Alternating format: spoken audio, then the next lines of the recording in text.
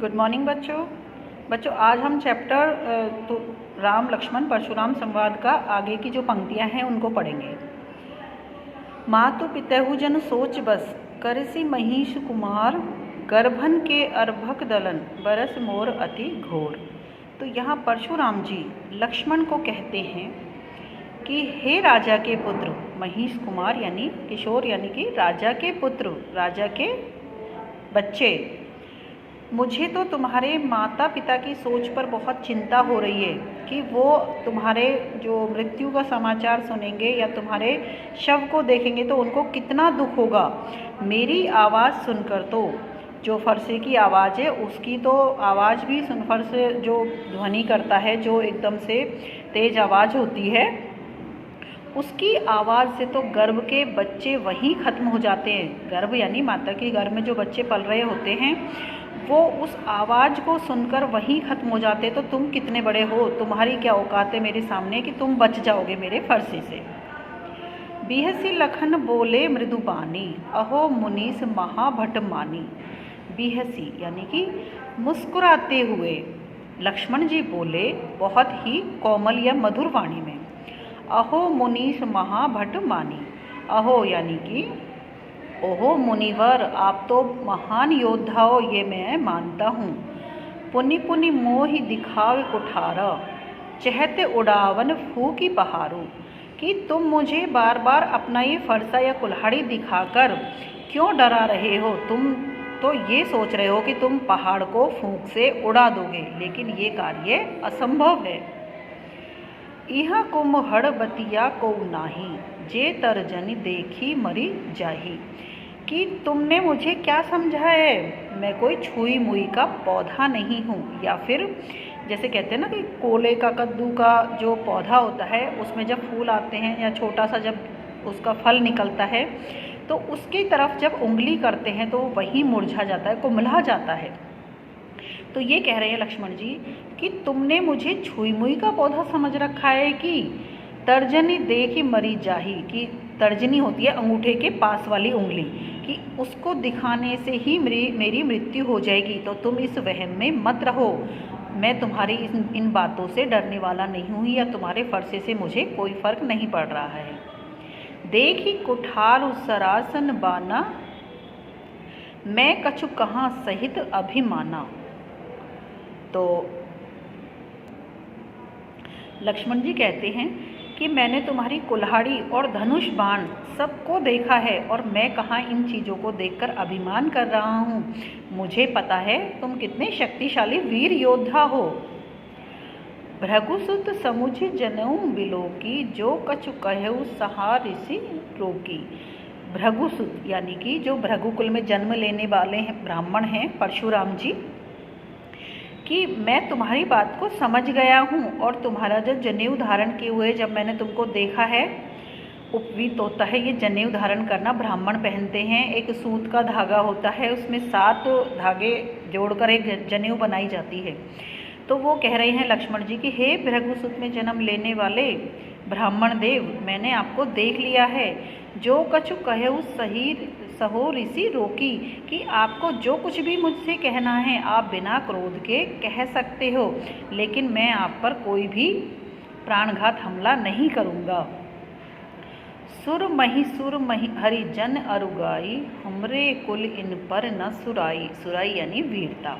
हमारे कुल की परंपरा है कि जो भी हमारे राजा या राजकुमार होते हैं वो सुर देवता, महिसुर ब्राह्मण, हरिजन यानी भक्त जो हरि के भक्त होते हैं, प्रभु के भक्त होते हैं, और गाय।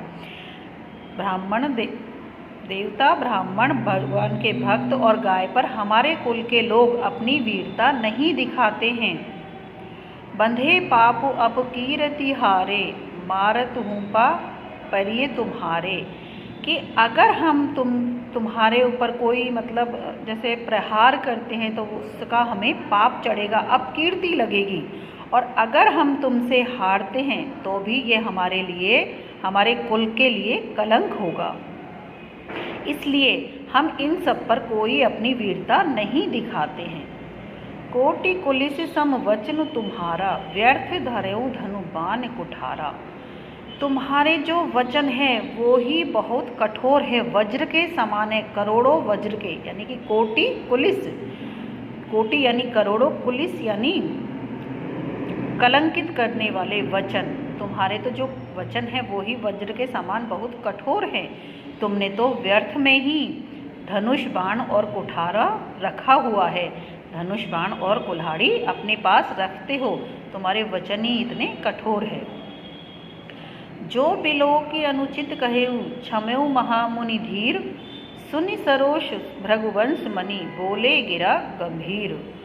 अब लक्ष्मण जी कह रहे हैं कि हे परशुराम जी,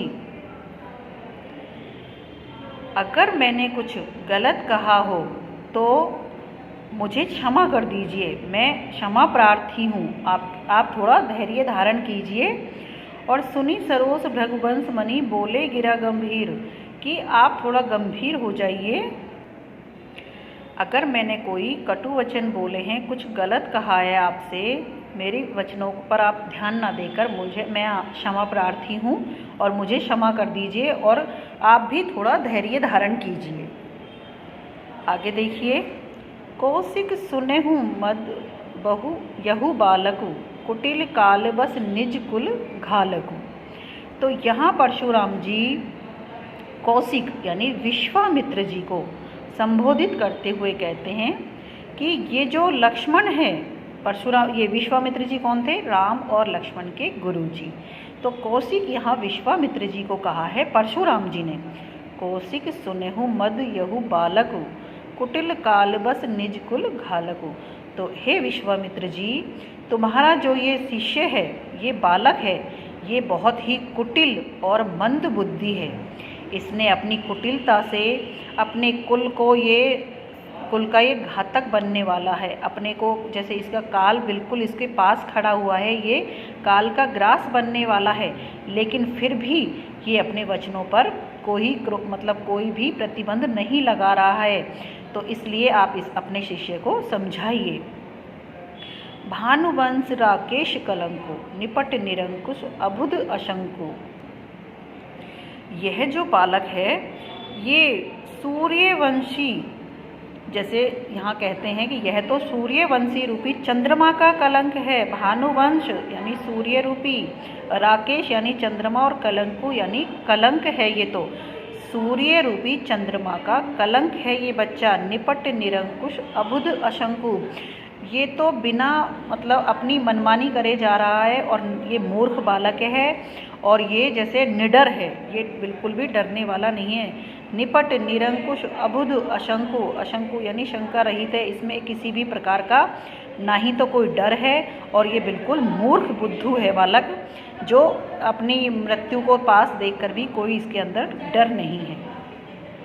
काल कवलु होयई छन माही, कहो पुकार खोरी मोहि नाही। कि ये कह रहे हैं कि काल को अपने पास देखकर भी इसको जब कोई डर नहीं है, तो फिर कहो पुकार खोरी मोहि नाही, तो मैं तो तुम्हें पुकार का कह देता हूँ कि इसको अगर बचाना है तो बचा लीजिए, नहीं तो फिर ये मेरे हाथों से बचने वाला नहीं है। तुम्हें हट कहूँ जो चहु उबारा, कही प्रताप बलु रोष हमारा।